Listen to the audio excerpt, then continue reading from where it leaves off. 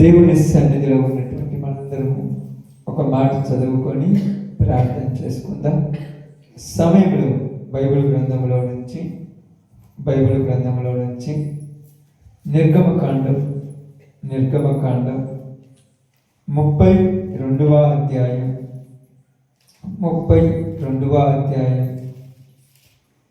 31, 32 వచనాలు జాగ్రత్తగా చదువుకుందాం. అప్పుడు మోషే యెహోవా యొద్దకు తిరిగి వెళ్ళి, అయ్యో, ఈ ప్రజలు గొప్ప పాపము చేసిరి. వారు బంగారు దేవతను తమ కొరకు చేసుకొనిరి. అయ్యో, నీవు వారి పాపమును ఒకవేళ పరిహరించితివా, లేని ఎడల నీవు రాసిన గ్రంథములో నుండి నా పేరు తుడిచివేయమని బ్రతిమిలాడుకొనుచున్నానెను. అందుకు యెహోవా, ఎవడు నా ఎదుట పాపము చేసెనో వాణ్ణి నా గ్రంథములో నుండి తుడిచివేయుదును. కాబట్టి నీవు వెళ్ళి నేను నీతో చెప్పిన చోటుకి ప్రజలను నడిపించుము. చాలు. దేవుడి వాక్య భాగం మన మధ్యలో ఆశీర్వదించి దీవించును గాక. ఆమేన్. కుడి వచ్చిన ప్రభునామములో శుభాలు వందనాలు తెలియజేయుచున్నాను. దేవుడి యొక్క సన్నిధిలో ఉన్నటువంటి మనందరం కూడా కొద్ది మాటలు చాలా శ్రద్ధగా కొంత సమయం ఇద్దాం. ఇక్కడ రాయబడినటువంటి ఈ సందర్భం అనేది చాలా ప్రాముఖ్యమైనటువంటి సందర్భం.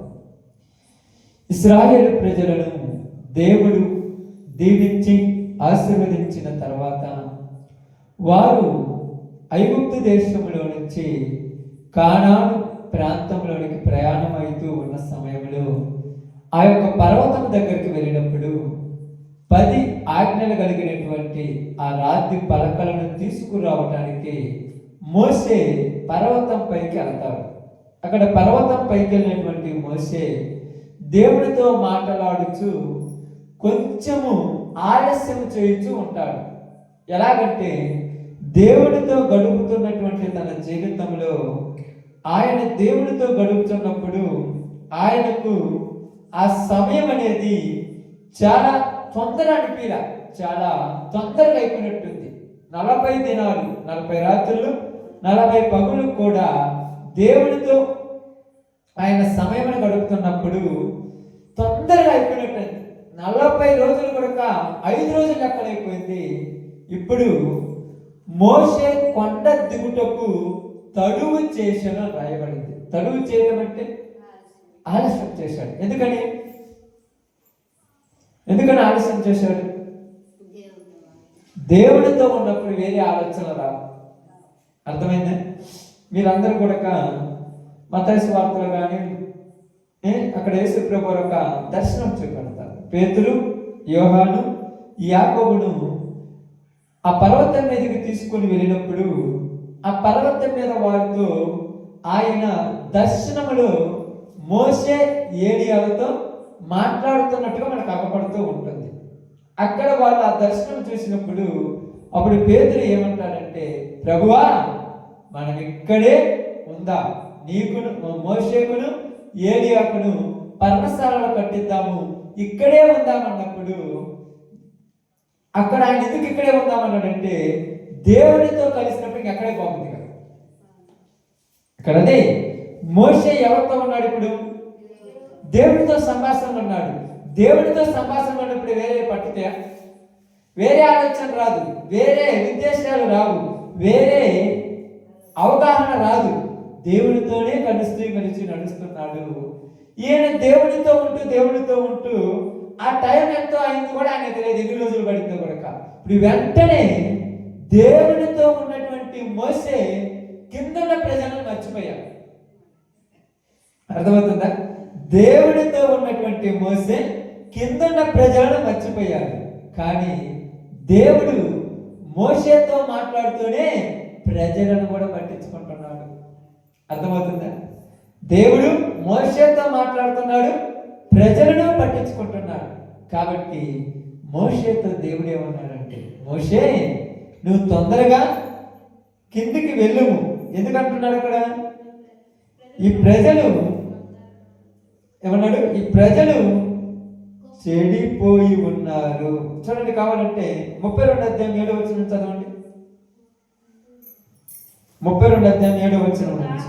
కాగా యెహోవా మోషేతో ఇట్లా నేను నీవు దిగి వెళ్ళుము, ఐగుప్తు దేశము నుండి నీవు రప్పించిన నీ ప్రజలు చెడిపోయింది. నేను వారికి నియమించిన త్రోవ నుండి త్వరగా తొలగిపోయి తమ కొరకు పోత పోసిన దూడను చేసుకొని దానికి సాగిలపడి సమర్పించి బలి అర్పించి, ఓయి ఇశ్రాయేలు, ఐగుప్తులో నుండి నిన్ను రప్పించిన నీ దేవుడు ఇదే అని చెప్పుకొనిరనెను. ఇక్కడ మోషే దేవుడు మాట్లాడుకుంటూ ఉన్నారు. ఈ సంభాషణలో మోషేకి ఏది గుర్తురాలి? కింద పిల్లలు ఉన్నారే, బంధువులు ఉన్నారే, సంబంధం వాళ్ళని ఐగుప్తులో నుంచి కానానులోకి తీసుకొస్తున్నానే, మధ్యలో వదిలేసి వచ్చానని గుర్తురాల. దేవుడితోనే గడిపాడు. మనం ఏదైనా పనిలో ఉన్నప్పుడు మధ్యలో వచ్చినప్పుడు, ఈ పనిలో నుంచి మధ్యలో మనం మీకు వస్తాం కదా, ఆ పనే గుర్తొస్తుంది, దేవుడితో గుర్తురాడు. కానీ అది మధ్యలో ఏ వదిలి పెట్టి వచ్చాడమ్మా? మధ్యలో ఏ వదిలి పెట్టి వచ్చాడు? ప్రజలు ఇంచుమించు 20 లక్షల మంది దాకుంటారు. అటు ఇటు 6 లక్షల కాలబలమని రాయబడింది ఇంచుమించు. వీళ్ళందరినీ కూడా ఐగుప్తు దేశంలో నుంచి తీసుకొస్తున్న ఆయన ఈ పర్వతం దగ్గరికి రాగానే మీరు ఇక్కడే ఉండండి, నేను ఎమ్మటే వస్తానని పోయాడు. మీరు ఇక్కడే ఉండండి, మేము ఎమ్మటే వస్తామని పోయాడు. ఎన్ని నేను మాత్రము తొందర అనుకోలేదు, ఏడున్న వాళ్ళకి మాత్రం తొందర అనిపించింది, లేట్ అనిపించింది. ఇదిగో అహరోను దగ్గరికి వచ్చి వాళ్ళు ఏమన్నారు తెలుసా? ఈ మోషే ఏమాయను మాకు తెలియదు. ఎప్పుడు పోయిండో? పోయిండు 1-2 రోజులు. 5 రోజులు 40 రోజులైంది. వస్తాడో రాడో తెలియదు. ఇప్పుడు మమ్మల్ని నడిపించడానికి మాకు ఒక దేవుడు కావాలి. ఈరోజు దేవుడిని విడిచిన వాళ్ళ పరిస్థితులు ఎలా ఉంటాయంటే, దేవుడికి దూరమైన వాళ్ళ పరిస్థితులు ఎలా ఉంటాయంటే, మమ్మల్ని నడిపించడానికి మాకు ఒక దేవత కావాలనే రోజుల్లో ఉన్నారు. ఇప్పుడు అలా నడిపించడానికి ఎవరు కావాలి? దేవుడు కావాలి. ఇప్పుడు ఎలా నడిపించడానికి ఎవరు కావాలి? ఇప్పుడు చెప్పండి, ఆలోచించండి. దేవుడి మాటలు వినకుండా అంటే నడిపించే ఆయన ఎవరమ్మా? మోషే. ఇప్పుడు మోషే 40 రోజులు పోయి 40 రోజులు అయిన తర్వాత వీళ్ళు ఏమంటున్నారు? దేవుడికి దూరం అయిపోయారు. మోసే వెళ్ళిపోయిన తర్వాత వాళ్ళు దేవుడికి కొద్దిగా దూరం అయ్యారు. ఎందుకంటే ఇంకా దేవుడి గురించి మాట్లాడే వాళ్ళు లేరు, దేవుడి గురించి చెప్పేవాళ్ళు లేరు, వాళ్ళకి సంభాషణ చేసే వాళ్ళు లేరు. అహరోను పనిలో అహరోను ఉన్నాడు, పెద్ద పట్టించుకోవట్లేదు అహరోను. కాబట్టి ఇక్కడ ఏమైందంటే, మోసే ఏమాయను మాకు తెలియదు, కాబట్టి ఇప్పుడు మాకు నడిపించడానికి మాకు దేవుడు కావాలి. ఇప్పుడు నడిపించే దేవుడు వాళ్ళని మోషే. అర్థమవుతుందా? నడిపించే దేవుడు వాళ్ళని మోషే. ఇప్పుడు మోషే లేడు కాబట్టి వాళ్ళకు ఎవరు కావాలి? దేవుడు కావాలి. ఇక్కడ బాగా అర్థం చేసుకుని గమనిస్తే, దేవుడికి ప్రజలకు మధ్య ఎవరున్నాడు? మోషే ఉన్నాడు. అక్కడ నడిపిస్తున్నది ఎవరు? మోషే అని ఎలాగ తెలుసు? మోషేకు తెలుసు దేవుడే నడిపిస్తున్నాడు. ఈరోజు మనము బతికి ఉన్నామంటే అది ఎవరి దయ? దేవుడి దయని కొందరికి తెలుసు, అందరికీ తెలియదు. అందరికి తెలియదు, అందరికి తెలుసా? ఏమనుకుంటున్నారంటే, నా డబ్బు, నా బలము, నా అధికారము, నా బలగము, నాకున్న ఆరోగ్యము నన్ను బతికించింది అనుకుంటున్నారు. కానీ ఎవరిని బతికించేది దేవుడు అని వాళ్ళకి తెలియదు. ఇక్కడ అదే జరిగింది. మోసే ఏమైనా మాకు తెలియదు, ఇప్పుడు మమ్మల్ని నడిపించడానికి మాకు ఎవరు కావాలి? దేవుడు కావాలి. ఇప్పుడు ఈ మాట ఆలోచింపదగినదైతే చాలా చక్కగా ఆలోచిద్దాం. ఇప్పుడు దేవునికి దూరమైన ప్రజలు కూడా ఎలా ఉన్నారంటే, మమ్మను బ్రతికించడానికి మాకు ఎవరు కావాలి? దేవుడు కావాలి. అక్కడైతే వాళ్ళు ఏ దేవుడిని చేసుకున్నారు? చూడండి, అక్కడ రాయబడిన మాట మీరు ఇప్పుడు చదివి చూడండి. ఏమన్నారు? వారు తమ కొరకు పోత పోసిన దూడను చేసుకొని, చూడండి, పోత పోసిన దూడ రాయబడింది. ఏ దూడ? దేంతో పోత పోశారు? ఆమేన్. దేంతో? బంగారముతో పోత పోసిన దూడను చేసుకున్నారు. ఇప్పుడు వాళ్ళని నడిపించేది అదే. ఏంటిది? బంగారం. ఆమేన్. దూడ ఆకారం. దూడ అనేది ఆకారం. వాళ్ళు కాబట్టి అక్కడ ఉన్న పద్ధతులను బట్టి ఏదో ఎలా చేసుకున్నారు, ఐగుప్తులో ఉన్న పద్ధతులను బట్టి దూడను చేసుకున్నారు. అది ఆకారం. దూడ అయితే దూడ అవుద్ది, కుక్క అయితే కుక్క అవుద్ది, పాము అయితే పాము అవుద్ది, చెట్టు అయితే చెట్టు అవుద్ది, పుట్ట అయితే పుట్ట అవుద్ది. మనలాగా బాగండి ఇప్పటి ఉన్న వాళ్ళలాగా నక్లీస్ అయితే నక్లీస్ అవుద్ది, వడ్డానం అయితే వడ్డానం అవుద్ది, కమ్మలు అయితే కమ్మలు అవుతాయి, గొలుసు అలాగైతే అవుద్ది. ఎందుకంటే అది దూడ, ఇది ఒక రకమైన అది ఏదైనా కూడా దానికి ప్రాణం లేదు, దీనికి ప్రాణం లేదు. దాన్ని మొక్కారు, దీన్ని మొక్కుతున్నారు. దాన్ని మొక్కారు అనే మాట ఏంటంటే అక్కడ ఏమి రాయబడిందంటే బాగా గమనించి ఆలోచించండి. అక్కడ చూడండి, 8వ వచనం చదువుతాను, మీరు బాగానండి. నేను వారికి నియమించిన త్రోవ నుండి త్వరగా తొలగిపోయి అన్నారు. నేను వారికి నియమించిన త్రోవ నుండి ఏమయ్యారు? తొలగిపోయారు. దేవుడు నియమించిన త్రోవ ఏంది? దేవుడు నియమించిన ఒక త్రోవ ఉంది, తెలుసు కదా మీకు అందరికీ. ఈ దారిలో వెళ్ళమంటే తొందరగా పక్కకు పోయారంట. ఏమిటి తెలుసా దేవుడు నియమించిన త్రోవ? పైన ఆకాశం ఎందైనను, కింద భూమి ఎందైనను, భూమి కింద నీటి ఎందైనను నేను తప్ప మీకు ఎవరు ఉండకూడదు. ఎందుకంటే ఇప్పటికీ ఇంచుమించు ఈ అరణ్యం దగ్గరకు వచ్చినప్పటికీ ఆటోమేటిక్గా ఎర్ర సముద్రం దాటి అయిపోయిన తర్వాత వాళ్ళ పరిస్థితులు చూసిన తర్వాత అక్కడ చూసిన తర్వాత ఈ ప్రాంతంలోకి వచ్చినప్పటికీ జరిగినటువంటి సంఘటన ఏంటంటే వాళ్ళని నడిపించింది కానీ, వాళ్ళని పోషించింది కానీ, వాళ్ళను జీవింప చేయించున్నది కానీ ఎవరు? దేవుడి. ఈ ప్రాంతంలోకి వచ్చినప్పటికీ వాళ్ళు మన్నాన్ని తింటున్నారా, ఇంటి దగ్గర నుంచి తెచ్చుకున్న ఆహారాన్ని తింటున్నారా? ఏం తింటున్నాము? మన్నాన్ని తింటున్నారు. తెలుసా తెలియదు? అక్కడ బాగా అక్కడ వాళ్ళకి దాహం వేసినప్పుడు బండలో నుంచి నీళ్లు ఇప్పుడు వచ్చాయా, అంత ముందు వచ్చాయా? ముందే వచ్చాయి. బాగా ఆలోచించారు. ముందున్నాయి, 2 సార్లు నీళ్ళు వచ్చాయి. మీకు తెలుసు తెలియదు. తర్వాత మళ్ళీ ఇక్కడ మనం అర్థం చేసుకుంటే బాగా గమనిస్తే ఇప్పటికీ ఎర్ర సముద్రం 2 పాయలైపోయింది. ఈ టయానికల్లా, వీళ్ళు ఇక్కడ ఉన్న టయానికల్లా ఆటోమేటిక్ చెప్పాలంటే ఒక సంవత్సరం 2 సంవత్సరాలు ఎంతో కొంత అయింది ఇక్కడికి వచ్చేలోపు. ఇన్ని రోజులు వాళ్ళని నడిపించింది ఎవరు? దేవుడు. మోషే నడిపించాడు దేవుడు. ఇప్పుడు మోషే ఏమంటున్నారంటే వాళ్ళందరితో, దేవుడు మనకు తోడుగా ఉన్నాడు, మనకేం భయం లేదని చెప్పుకుంటూ వచ్చారు. మీరు ఎక్కడ చదివినా కూడా మన ముందు యెహోవా ఉన్నాడు, దేవుడు మనల్ని నడిపిస్తున్నాడు, మీరు భయపడేదని చెప్పుకుంటూ వచ్చారు. కానీ ఇక్కడికి వచ్చిన తర్వాత జరిగిన సంఘటన ఏంటంటే, ఇక్కడికి వచ్చిన తర్వాత జరిగినటువంటి ఒక ఆలోచన ఏంటంటే, ఇశ్రాయేలు ప్రజలకు దేవునికి మధ్య ఉన్న బంధం ఏమైంది? తెగిపోయింది. అప్పుడు వాళ్ళు ఏం చేశారంటే త్రోవ నుండి తొలగిపోయారు. దేని నుండి తొలిగారు? త్రోవ నుండి తొలిగారు. త్రోవ నుండి తొలిగారు. త్రోవ నుండి తొలగటం అంటే దేవుణ్ణి ఆరాధించవలసిన వారు బంగారాన్ని ఆరాధిస్తున్నారు. ఆమేన్. ఏంటమ్మా?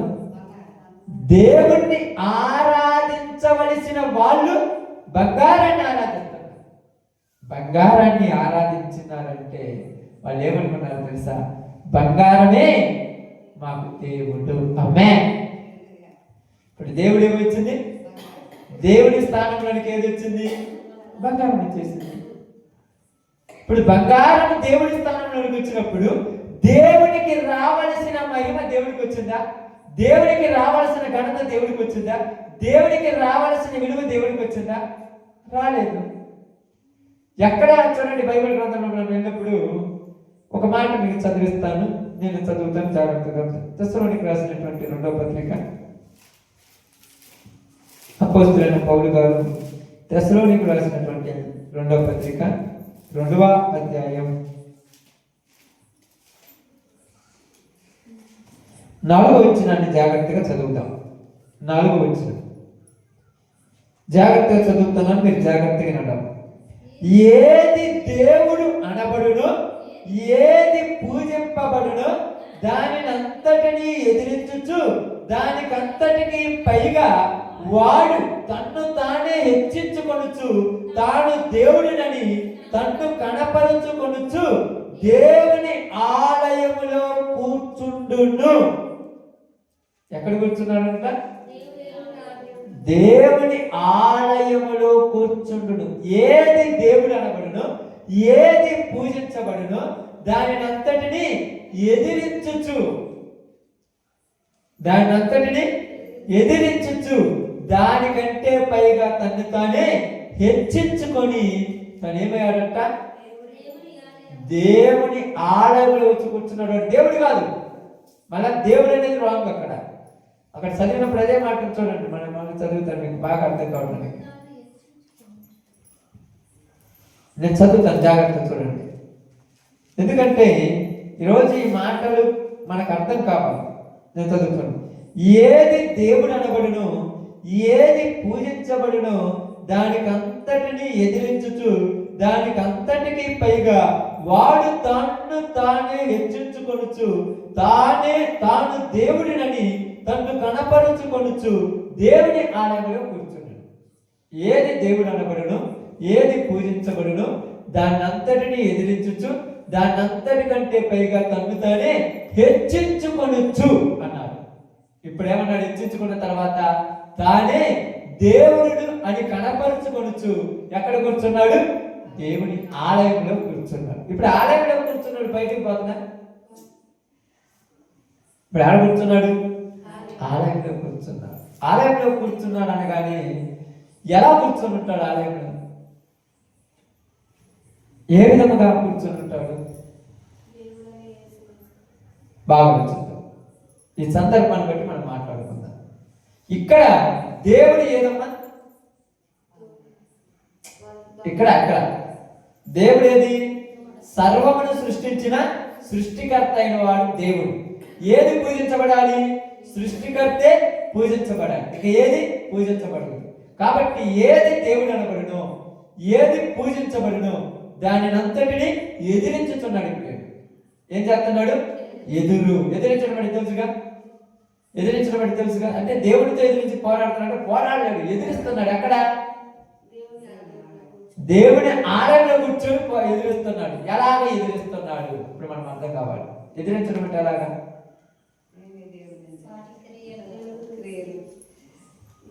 కొద్దిగా లోతుగా ఆలోచించాలి, కొంచెం లోతులోని గడుపుకోవాలి.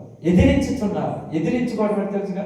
ఇప్పుడు ఎవరైనా వచ్చి చెప్తుంటే వాడిని ఏమంటాడు? నేను చెయ్యను అనేదే ఎదిరించడం అంటే. ఇప్పుడు ఎదిరించుతున్నాడు. ఎవరిని ఎదిరించుతున్నాడు? దేవుడిని ఎదిరిస్తున్నాడు. ఎలా ఎదిరిస్తున్నాడు?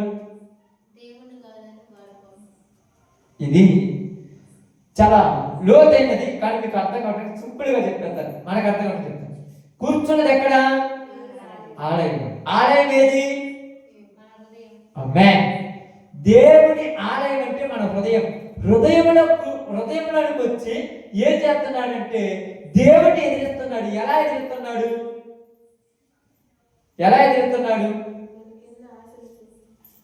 ఎదిరిస్తున్నాడు. ఎలా ఎదిరిస్తున్నాడు? అందుకనే బైబిల్ గ్రంథంలో ఏం రాయబడిందంటే శరీరము ఆత్మకుడు, ఆత్మ శరీరమునకు ఏమైనది? విరోధమైనది. ఇప్పుడు లోపల కూర్చున్నాడు ఏం మాట్లాడుతున్నాడంటే పనికి బాబోతే ఏంటంట? పొద్దుగోకులు ప్రార్థన కూర్చుంటే ఏంటంట? ప్రార్థన పోతే నీకేమైనా బాగుంటుందా? ప్రార్థన పోతే నీకు అనారోగ్యం వస్తుంది కదా. ఇదే నిన్ను ఎదిరించడం. ఈ ఎదురు దెబ్బల వల్ల ఏమైపోయిందంటే తినాలంటే పనికి పోవాలి కదా, సంపాదించాలి కదా. ఏది సంపాదించాలి? దేన్ని సంపాదించాలి? నన్ను సంపాదించమంటుంది. అది అంటే ఏంటి? ఇక్కడ బంగారం. అది కూర్చుంది వచ్చి మనిషి ఇక్కడ కూర్చుంది వచ్చి. ఇప్పుడు ఇక్కడ ఎదిరించిన దానికి లోబడిపోయాడు. ఏమయ్యాడు? లోబడిపోయాడు. ఎదిరించింది. ఇక్కడ ఇప్పుడు మానవుని హృదయములు, మనిషి హృదయములు తెలియని పోరాటం జరుగుతుంది. మీకు తెలుసు, తెలియదు. ఇటేమో దేవుడు, ఇటేమో దెయ్యం అంటే మీరు బాగు. ఇటు దేవుడు, ఇటేమో లోకం. ఒక రకంగా చెప్పాలంటే ధనం. ధనం.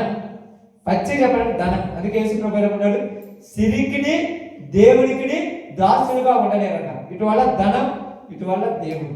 ఇప్పుడు ఇశ్రాయేలీయుల దగ్గర ఉన్న బంగారం తెచ్చిన టూరి దేనికి? దేవుడి కోసం. దూడం తెస్తానంటే అందరిచ్చారు, దూడం చేస్తానంటే అందరిచ్చారు. ఇప్పుడు వీళ్ళు ఇచ్చింది ఎవరికి?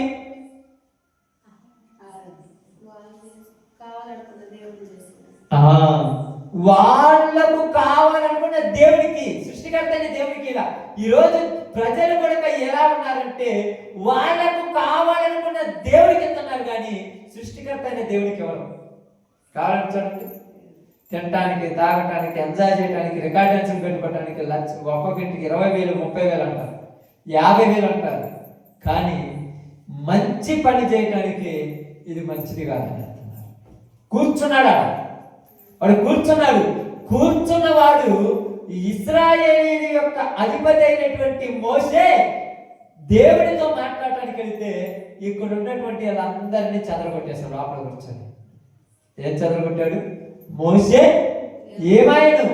ఎందుకు ఏమైపోయాడు? ఎంతమంది వాళ్ళందరూ? ఇంచుమించు 6 లక్షల మంది కంటే పై కాలపడం. 6 లక్షల మందిలో వీళ్ళందరూ సంఘంగా ఉంటే ఎంత సంఘం చెప్పండి? 6 లక్షల మంది అంటే. కానీ సంఘమంతా ఏమైంది? దూడకు మొక్కుతుంది. 6 లక్షల మంది ఒకే టైంలో దూడకు మొక్కుతున్నారంటే ఎంత బాగా ఆలోచించండి. ఇప్పుడు కింద ఎవరు ఉన్నారు? అహరోను లేడా? ఉన్నాడు. యెహోషువ ఉన్నాడా? యెహోషువ ఉన్నాడా? యెహోషువ మోషేతో కూడా కొండ మీదకి వెళ్ళి కొండ దగ్గర నుండి ఆయన పైన ఉన్నాడు. ఇక్కడ బాగా ఆలోచించండి. వీళ్ళందరూ కూడా ఎలా మారిపోయారంటే అహరోను కూడా మార్చేశారు. అహరోను అన్నాడు, మోషే వస్తాడంటే ఆయన వస్తాడో నాకేం తెలియదు, మా దగ్గర ఉన్నటువంటి మమ్మల్ని నడిపించడానికి మాకు ఒక దేవుడు కావాలంటే అహరోను ఏమన్నాడంటే మీ బంగారం ఇచ్చేశారు. బంగారం ఏమంటే ఇచ్చేశారు. బంగారం ఇచ్చేశారు. ఎందుకంటే దేవుడు కావాలి. ఈరోజు దేవుడు కావాలని చెప్పి ఏ దానికైనా తెగిస్తున్నారు మనసు, కానీ దేవుడి కోసం కాదు, వాళ్ళ కోసం. అదే జరిగింది. త్వరగా త్రోవ నుండి తప్పిపోయింది. కావాలంటే చూడండి, ఏంటి దగ్గర కూడా మనుషులు త్రోవ నుంచి తప్పిపోరు, కానీ ఒక్క ధనము దగ్గర మాత్రమే తప్పిపోతారు. మీరు గుర్తుపెట్టుకోండి. ఎప్పటికైనా ఏదైనా ఫంక్షన్లైనా, పెళ్ళిళ్ళైనా, పేరెంటాలైనా, సావులైనా, తినాలైనా, ఇంకా ఏదైనా ఎంత ముఖ్యమైన వాటి కోసమైనా దేవునికి దూరం కాకుండా ఉంటాం, కానీ ధనం దగ్గరికి వస్తే దేవుడికి దూరం. అందుకేమన్నాడు తెలుసా? దీనిని అంతటిని ఎదిరించాడు. ఇక నా తర్వాతే దేవుడు కూడా నేను తీసుకొచ్చాడు. మనిషి హృదయంలో మొదటి స్థానం ఎవరికి ఇచ్చా? ధనం. రెండో స్థానం దేవుడికి ఇచ్చా. ధనం ఉంటేనే కదా దేవుడి దగ్గర కూడా పోయేదని రోజుకొచ్చా. అందుకని ఏమన్నా తెలుసా?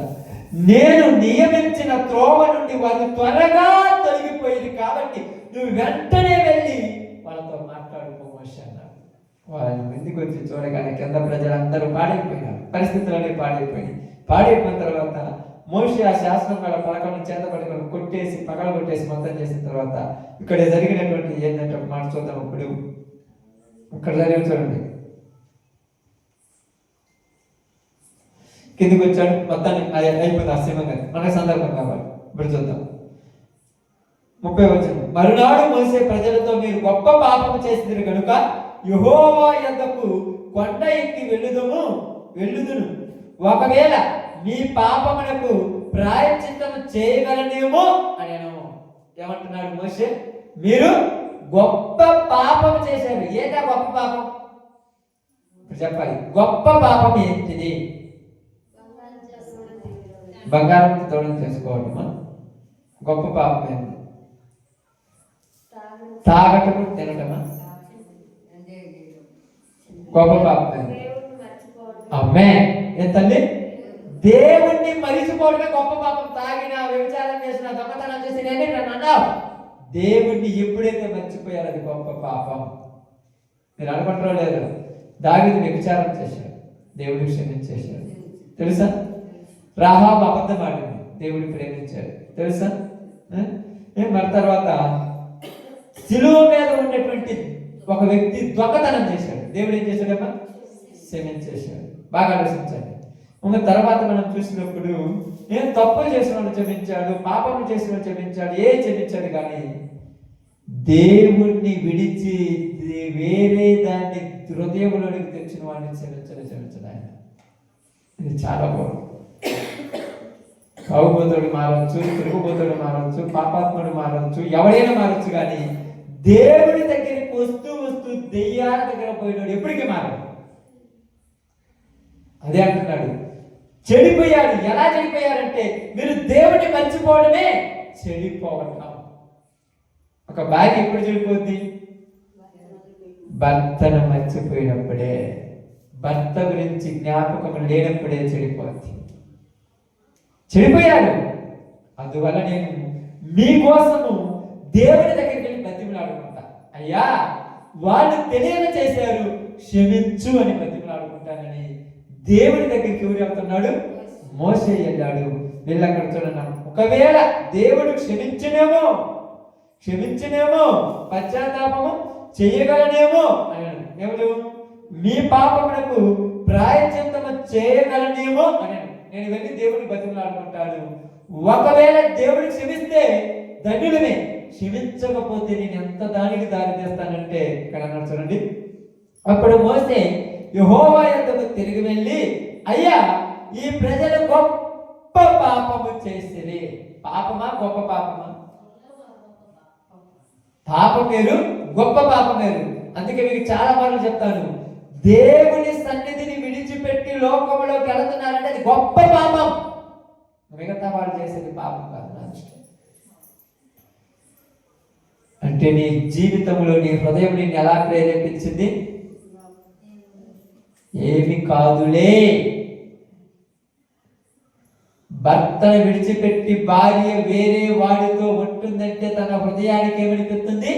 ఏమి కాదులే. భార్యను విడిచిపెట్టి భర్త వేరే వారితో ఉంటున్నాడంటే తన హృదయానికి ఏమనిపిస్తుంది? ఏమి కాదులే. ఏమి కాదులే అనేటువంటి తత్వానికి వచ్చావంటే నీ జీవితం లెక్కలేని తనానికి అలవాటు పోయింది.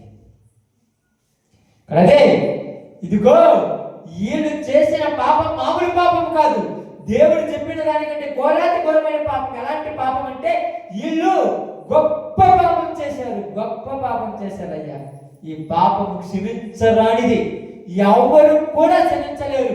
ఎవరి వల్ల కాదు, నువ్వు మాత్రం క్షమిస్తావు. ఆమేన్. ఇప్పుడు చెప్పాలి, క్షమించాడా లేదా? ఇప్పుడు అదే రాయండి.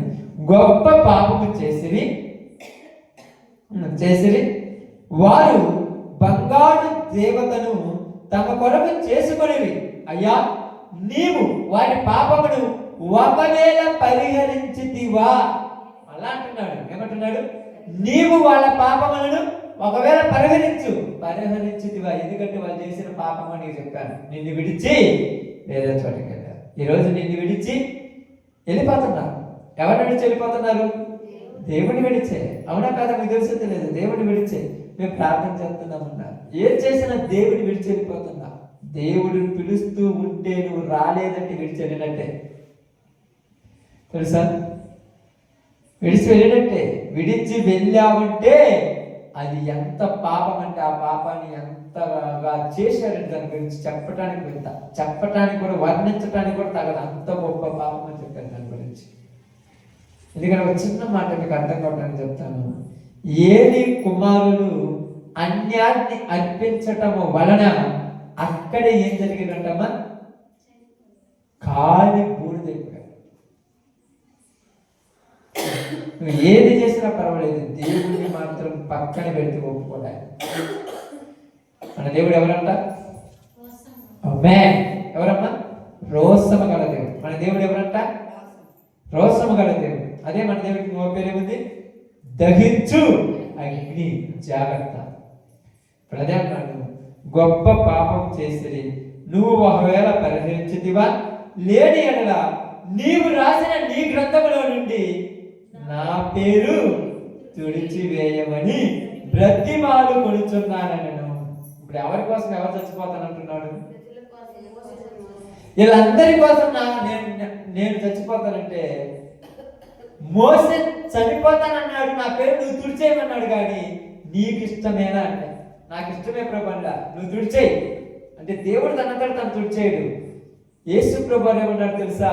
అయ్యా నా చిత్తమే, నా ఇష్టము కాదు నీ చిత్తమే సిద్ధించును కాకున్నాడు. అయ్యా ఇదిగో ఈ గిన్నె నా యొద్ద నుండి తొలగించు, అయినను ఇది నా ఇష్టము కాదు నీ చిత్తం చొప్పునే చేయను. గిన్నె, ఆ పాత్ర నాకు భారం అనిపిస్తుంది, కానీ తొలగించు నీ చిత్త ప్రకారమే అన్నాడు. ఇక్కడ అదే జరిగింది. నీవు నీ గ్రంథంలో నుండి నా పేరు చేయమన్నాడు. అదే కదా రాయబడింది. ఏమి రాయబడింది అక్కడ? చూడండి, నీవు రాసిన నీ గ్రంథములో నుండి నా పేరు తుడిచివేయమని బ్రతిమలాడుకొనుచున్నాను. అందుకు యెహోవా మంచి మాట చెప్పాడు. దేవుడు ఎప్పుడు కూడా కన్యాస్తుడు కాదమ్మా. నేను ఒకవేళ నీ అందరి కోసం నేను వెళ్ళి 3 రోజులు ఉపవాసం ఉండి ప్రభువా తెలియక చేశారన్నా కూడా దేవుడు ఏమంటాడంటే, నాకు తెలుసు ఎలా చేయాలి. దేవుడికి ఆలోచించే పద్ధతిలోనమ్మా. మోసే దేవుడికి ఆలోచన చెప్పాలనుకున్నాడు, కుదిరిందండి. దేవుడికి ఆలోచన చెప్పేంతటోళ్ళు ఎవరు లేరు. ఆయన ఆలోచించాలో ఉండగలవాడు ఎవరు ఉన్నాడా? అందుకని ఏమన్నాడంటూ, ఎవడు నా ఎదుట పాపము చేసినో వాడి పేరే నేను తెలుసాను. ఆమేన్. ఏమన్నాడు? ఎవరు నా ఎదుట పాపము చేసెను వాణ్ణి నా గ్రంథంలో నుండి తుడిచివేదును. కాబట్టి నీవు వెళ్ళి నేను నీతో చెప్పిన చోటికి ప్రజలను నడిపించము. నువ్వు ఈ ప్రసంగాన్ని కాదు, నీ పని నువ్వు చెప్పు. ఎవరు పాపం చేశారో వాళ్ళ పేరు నేను తెలిసేస్తాను. ఇప్పుడు నీ పని పక్కన పెట్టి ఎలా బతిమలాడేది కాదు, ఆయన బతిమలాడకూడదు. ఇప్పుడు నా పని ఏంది? సువార్త చేయాలి, దేవుడి పని చేయటం. నీ పని ఏంది? దేవుడి పరిచయంలో ఉంటాం. ఇప్పుడు మనం వచ్చేసి ఈ పని పక్కన పెట్టేసి తెలిసి తెలియక చేశారు ప్రభావ అని చూపించేయండి కుదరదు. నీ పని చేయపో, నీ పని చేయి. ఇప్పుడు మోసే పని ఏంది? వాళ్ళు నడిపించడం. నడిపించాల్సిన వాడు ఆడిపోయినాడు, దేవుని దగ్గరికి వెళ్ళాడు. రెండోసారి ఏం చెప్తున్నాడు? వాళ్ళని క్షమించంటున్నాను. అదే ఆయన తెలియదా క్షమించాలని? ముందు నువ్వు పోయి నీ పని చేయపో. నీ పని పక్కన పెట్టాడు బతిలాట కాదు. ఇప్పుడే చాలా రోత అయిపోయింది, ఇంకా నీ పని పక్కన పెడితే నువ్వు కూడా పాడైపోతావు. అదే దేవుడు అంటున్నాడు, నీ పని నువ్వు కరెక్ట్గా చేయి. ఎవరికి ఏమి ఎలా అంటే తెలుసు. మనందరం చాలా బాధపడుతుంటాం కదా అప్పుడప్పుడు ప్రాబ్లం చూసినప్పుడు. నాకు చాలా సంతోషం నవ్వుతుంది మనం చూస్తుంటే. ఎలా ఉందంటే, చాలా మంది రాలేకపోతున్నారు, వాళ్ళు బలహీనలు అయిపోయారు. వారిని క్షమించమని నువ్వు నేను ప్రార్థన చేస్తుంటాం. దేవుడు ఏమన్నాడంటే, వాళ్ళ కొరకు చేయొద్దని నేను చెప్పడా, చెయ్యే, కానీ ముందు నీ పని నువ్వు చేయి. మోసే కంటే గొప్పవాడమ్మా. మోసే వెళ్ళి బతికిలాడాడు. ఏమంటున్నాడు? నువ్వే పని చేయాలి? వాళ్ళని నడిపించే పని. వాళ్ళని నడిపించేది పక్కన పెట్టి ఇంటికి వచ్చి వాళ్ళని ఏమంటుంది, ఎలా ఏమవుతుందంటే వాళ్ళని ఏమంటుందంటే నాకు తెలియదు దేవుడిని ఏమన్నాలో అంటే, నువ్వు చెబితే మారేస్తున్నాడు ఆ దేవుడు. కాబట్టి ఈరోజు మనందరికీ చెప్పిన ఒక మాట ఏంటంటే, నీ పని నువ్వు కరెక్ట్గా చేయి. ఎవరికి ఏమి ఇవ్వాలో ఆయన చూసుకుంటాడు. మనం టెన్షన్ పడాల్సిన పని లేదు. ఏమన్నారు? ఈ ప్రజలను ఎదుట గొప్ప పాపం చేసి ఉన్నారయ్యా, మరి క్షమించయ్యంటే క్షమించమని నువ్వు నాకు చెప్పాలా? నాకు తెలియదా అంటే, నువ్వు చెబితే క్షమిస్తే రేపు నువ్వు చెప్పినప్పుడు శిక్షించాలిగా. ముందు కొద్దిగా ముందుకు పోయిన తర్వాత మళ్ళా వాళ్ళందరూ కూడా మాకు నీళ్ళు అది అనగానే ఏమన్నాడు? అయ్యా ఈ ప్రజలు దుర్మార్గులు, ఇప్పుడేమో క్షమించమన్నా మళ్ళీ దుర్మార్గులు అన్నారు. అంత గొప్పవాళ్ళు. అందుకని దేవుడి యొక్క ఉద్దేశం ఏమిటో అదే తీసుకుంటాడు. నువ్వు చెప్పాడు నేను చెప్పాను తీసుకోడు. మనం అప్పుడప్పుడు ప్రార్థన చేస్తుంటాం, వాళ్ళకి ఇబ్బందులు వచ్చాయి, సమస్య ఉన్నట్లే, ఇబ్బంది అయింది ప్రభు క్షమించే, నువ్వు ప్రార్థన చేస్తావు. దేవుడు ఏమన్నాడు తెలుసా? ఏమన్నాడు తల్లి? నీ పండుగ చూసుకో, వాళ్ళ పంటతో నీకే పని. ఇప్పుడు వాళ్లకు నేనే ముఖ్యమైతే ఆ పండుగ వేసి నాకు అనుకుంటారు, కానీ ఇప్పుడు నేను ముఖ్యం కాదు, నాకంటే వేరేది ముఖ్యం అంటారు. అందుకని వాళ్ళ దగ్గర ప్రారంభం వదిలేసే ముందు నువ్వు వెళ్ళి వాళ్ళు నడిపాను. అందుకే చాలా మంది ఇప్పుడు మన పని ఏంటి? నా పని ఏంటి? ఈ యొక్క దేవుడి పనిలో ఎన్ని తీసుకొని స్వార్థకి అయితే చేయాలి. ఏది బాగుంటే ఎందుకమ్మా ప్రార్థన ఏమైందో పని ఇవన్నీ చూసుకోవాలి. నా పని నేను చేయాలి, నా పని నేను చేయాలి.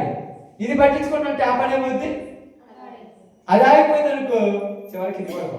కాబట్టి నీ పని నువ్వు చెయ్యి, ఎవరికి ఏమి ఇవ్వాలో నేను చెప్తాను.